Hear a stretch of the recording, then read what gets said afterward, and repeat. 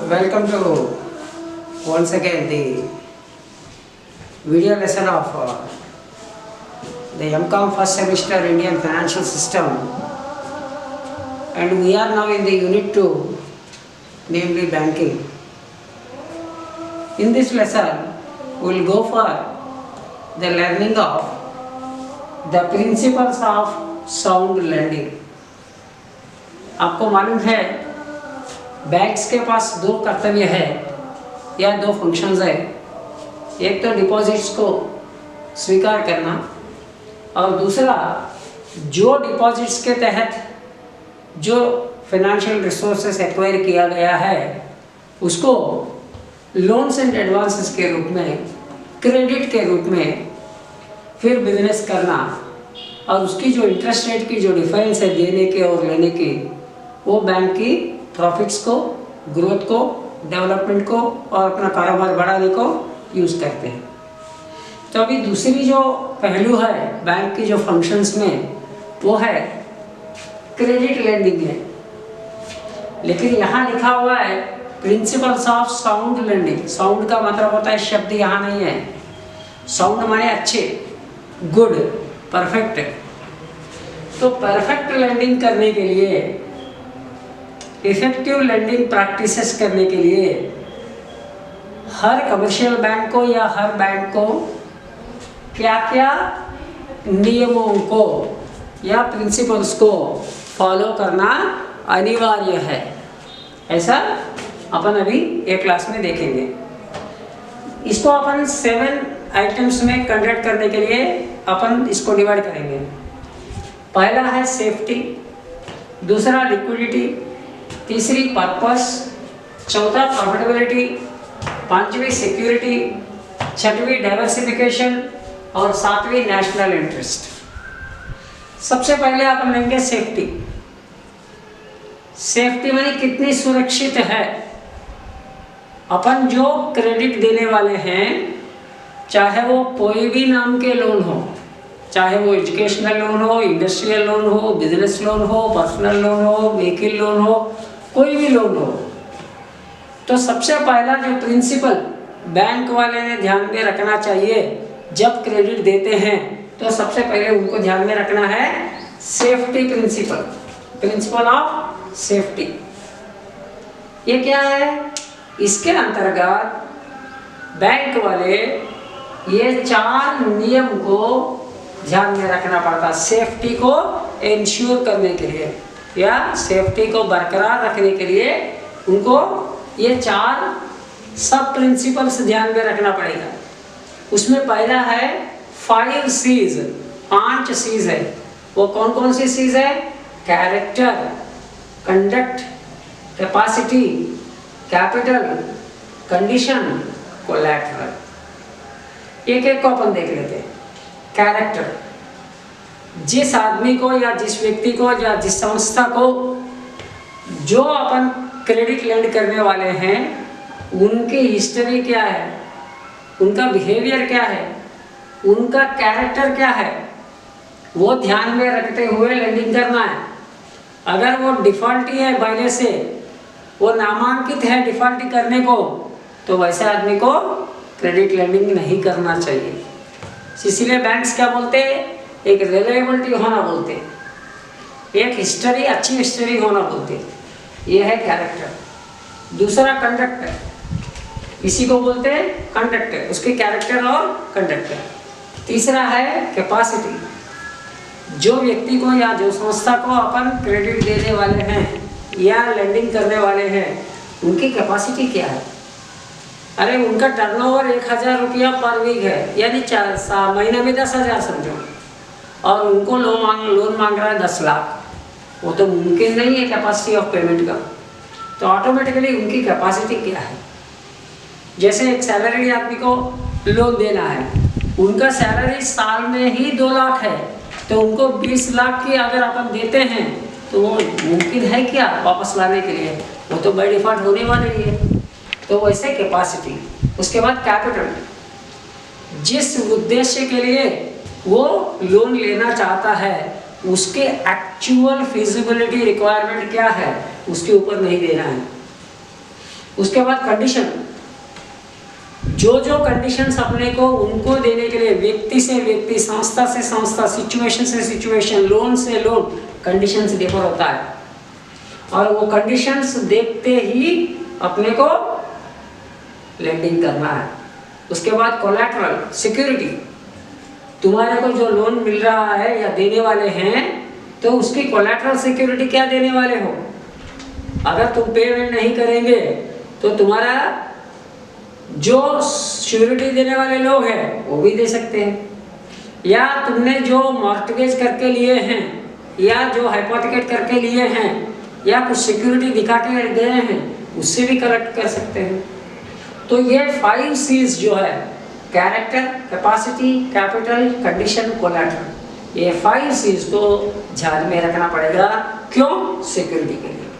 और उसी सिक्योरिटी के अंदर 5 P's अभी देखते हैं, person, purpose, product, place, profit. सबसे पहले पर्सन, कौन सी व्यक्ति को ये लोन तुम देने वाले हो, व्यक्ति की इंडिविजुअल कैरेक्टरिस्टिक्स क्या है, उनकी पर्सनल प्रोफाइल क्या है, वो भी देख के अपने को देना है। उसके बाद पर्पस, जो इंस्टीट्यूशन या जो व्यक्ति ने जिस पर्पस के लिए लोन मांग रहा है वो पर्पस वायबल पर्पस होना, लीगल पर्पस होना, इलीगल पर्पस नहीं होना।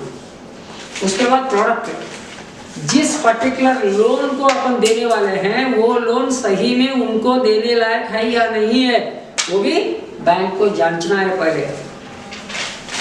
फॉर एग्जाम्पल मैं टीचर हूँ, मैं बोलता हूँ मेरे को बिजनेस लोन दो, तो बैंक तो चेक करना है, ये तो बाय डिफॉल्ट टीचर है, इनको तो अभी बिजनेस लोन कैसे देना है, तो ऑटोमेटिकली प्रोडक्ट को भी देखना है।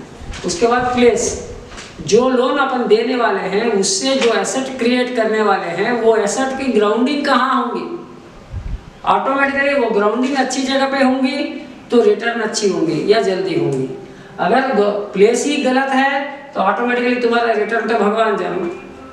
उसके बाद प्रॉफिट, तुम जो लोन देने वाले हो एज ए बैंकर जिस व्यक्ति को या संस्था को, उसमें तुम्हारी प्रॉफिट क्या है, रिटर्न ऑन योर इन्वेस्टमेंट। यहाँ लोन मनी क्या है, financial investment of the bank है, वो बैंक को फाइनेंशियल एसेट है, तो वो एसेट में कितना प्रॉफिट जनरेट होने वाला है, रिटर्न ऑन इन्वेस्टमेंट क्या है वो भी देखता है।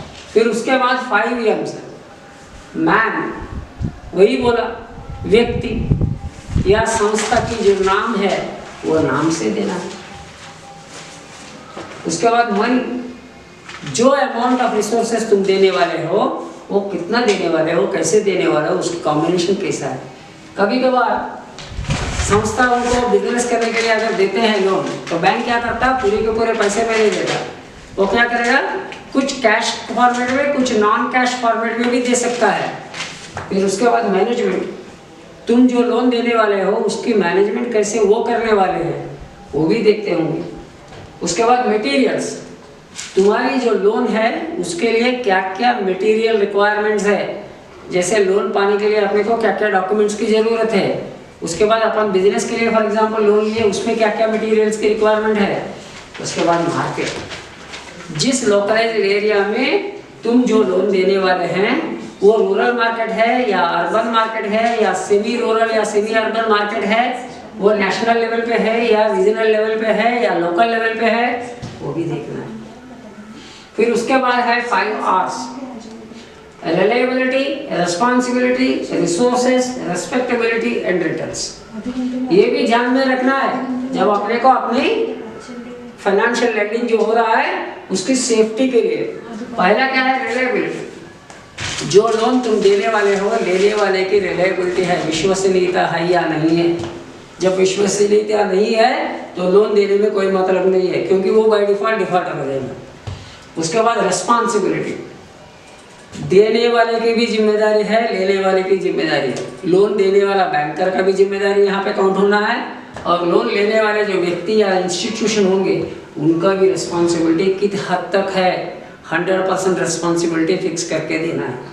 उसके बाद रिसोर्सेस, जो टाइम पे तुम जो रिसोर्सेस देने वाले हो उसकी या कॉम्बिनेशन में दो या यूनिलैटरली दो या यूनिवेरिएबल में दो, तो उसको रिसोर्सेस बोलते हैं। कितना रिसोर्सेस, उसकी लोअर लिमिट क्या है, अपर लिमिट क्या है, वो भी देख के देना है।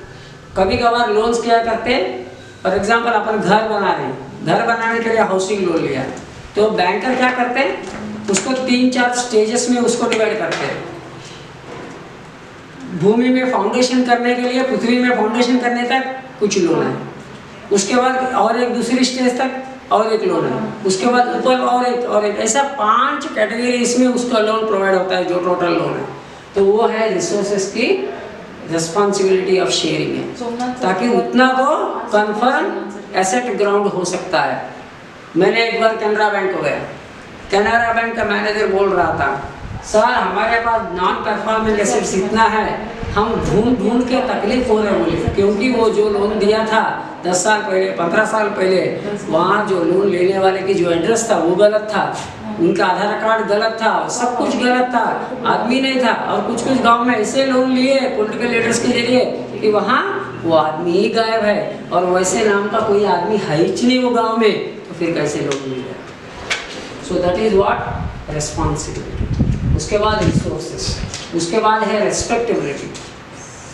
तो कितनी रेस्पेक्टफुली तुम बिजनेस ट्रांजैक्शन कर रहे हो, उतनी रेस्पेक्टफुली क्लाइंट या कस्टमर तुम्हारे को ही पेमेंट कर रहा है।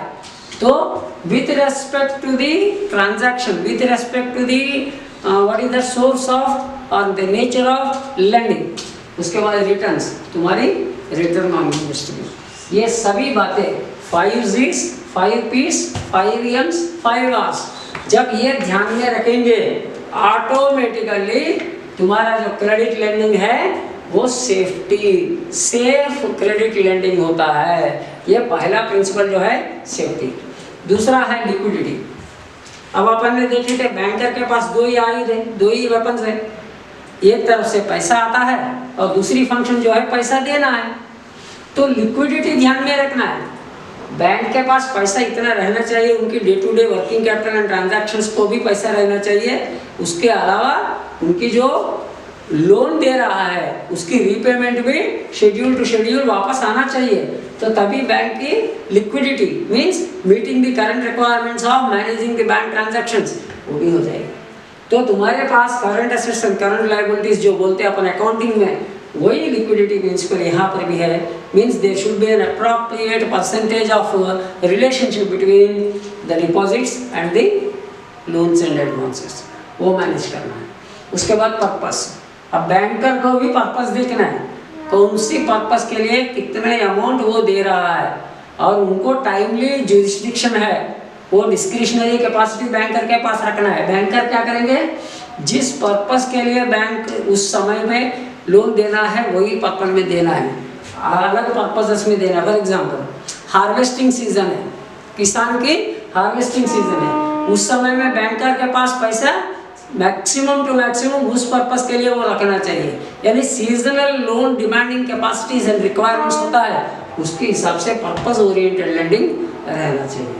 उसके बाद profitability, return on investment. Banker ने जो फाइनेंशियल एसेट बोले थे अपन ने, क्या है क्रेडिट लेंडिंग माने क्या है, फाइनेंशियल एसेट्स क्रिएट करना है, उसकी एसेट है। बैंकर की एसेट क्या है, फाइनेंशियल लायबिलिटीज में जो अपन बोलते हैं वो लेंडिंग जो है, वो लेंडिंग बैंकर के लिए एसेट है और डिपॉजिट उनके लिए लायबिलिटी है, क्योंकि उसमें इंटरेस्ट उनको पे करना है। और लोन्स एंड एडवांसेस में उनको इंटरेस्ट जनरेट होके आते हैं, तो इसीलिए वो फाइनेंशियल एसेट है। तो एसेट्स की जो प्रॉफिटेबिलिटी ध्यान में रखना है, the return on your investment. जितना ज़्यादा प्रॉफिटेबिलिटी रहेगा उतनी ज़्यादा बैंक की growth and development and sustainability रहने वाला है। उसके बाद सिक्योरिटी, सेफ्टी के बाद सिक्योरिटी। सिक्योरिटी का मतलब होता है बैंकर ने जब लोन दे रखा है या देने वाले हैं, उसकी अपोजिट में फिनेंशियल सिक्योरिटी क्या है। कभी कभार वो अनसिक्योर्ड लोन्स भी देते हैं, कभी कभार सिक्योर्ड लोन्स भी देते हैं, लेकिन मैक्सिमम टू मैक्सिमम बैंकर के प्रयास ये होना चाहिए उनकी सिक्योरिटी उनको वापस अपने हाथ में रखना है। सिक्योर्ड लोन्स ज़्यादा देना है और कभी कभार अनसिक्योर्ड लोन्स भी देना है। फॉर एग्जांपल गवर्नमेंट का एक रिकमेंडेशन है, फार्मर्स को non secured agricultural farming loans दो, ऑटोमेटिकली उनको देना ही पड़ेगा। लेकिन जितना ज़्यादा हो सके उतना ज़्यादा सिक्योरिटी ओरिएंटेड लोन्स ही देना है, ताकि बैंक को प्रॉब्लम ना आए और जो लोन दिया है वो नॉन परफॉर्मिंग एसेट करके नहीं होना चाहिए। उसके बाद डाइवर्सिफिकेशन, बैंकर क्या करना चाहिए, उनके पास 100% रिसोर्सेस है, समझो फॉर एग्जांपल 100 रुपया है, वो 100 रुपया एक ही जगह में एक ही कैटेगरी लोन में नहीं देना है, वो क्या करना है, वो 100 रुपया को अलग अलग अलग पोर्शन में डिवाइड करना है। जैसे 20% लोन देना है, 20% इन्वेस्टमेंट इन म्यूचुअल फंड्स करना है, 20% गवर्नमेंट बॉन्ड्स इन सिक्योरिटीज में करना है। ऐसा उनको 100 रुपीज़ की जो बाइफर्सिफिकेशन है वो बाइफर्केशन करके उनको करना है। क्यों, एक आधी जगह पे लोन में लॉस आया या एक आधी उपक्रम में लॉस आया या नॉन परफॉर्मिंग एसेट हुआ तो भी बैंक की एग्जिस्टेंस एंड बैंक के पैसे की रिटर्न को ज़्यादा इन्फ्लुएंस ना कर सके, इसीलिए अपने को डाइवर्सिफिकेशन ऑफ द रिसोर्सेज की बहुत ज़रूरी है। जितना ज़्यादा तुम डाइवर्सिफाई करोगे उतना ज़्यादा तुम्हारा रिस्क कम हो जाएगा। So risk management through diversification of the resources, उसको बोलते हैं अपन पोर्टफोलियो मैनेजमेंट। अपना कमर्शियल सेक्टर में उसको क्या बोलते हैं, पोर्टफोलियो मैनेजमेंट। यहाँ पर भी बैंकर के पास जो पैसा है उसको डाइवर्सिफाई करते हुए उनकी जो अमाउंट है उनको बेटर पोर्टफोलियोज में डाइवर्सिफाई करके उनको मैनेज करना है। लास्ट वन, 7th वन है नेशनल इंटरेस्ट। ये सब के अलावा सबसे इम्पोर्टेंट क्या है, राष्ट्र के हित, देश के हित या रीजन के हित। Automatically national interest is supreme of all other interests to be followed as a principle by the banker. So henceforth national interest is very important to be kept while going for lending the money by the bankers.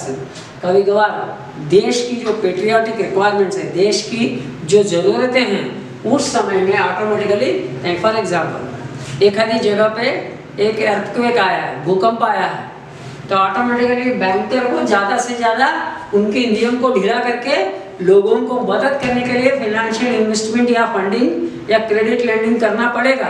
तो उस समय में बाकी वाले के ऊपर ज़्यादा जोर ना देते हुए ये नेशनल इंटरेस्ट के ऊपर ज़्यादा जोर देना अनिवार्य है। So this is the way how there are about 7 principles of sound lending. What are they?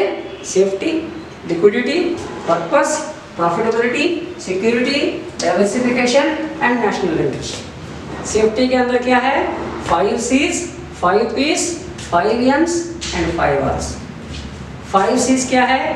Character और conduct, capacity, capital, condition, collateral security. 5 P's क्या है? Person, purpose, product, place, profit. 5 M's क्या है? Man, money, management, materials, market. उसके बाद 5 R's क्या है? Reliability, responsibility, resources, respectability and returns. Right, अगले लेसन में अपन और जो कमर्शियल बैंकिंग के रिक्वायरमेंट्स है उसके ऊपर अपन ध्यान देंगे। Thank you very much.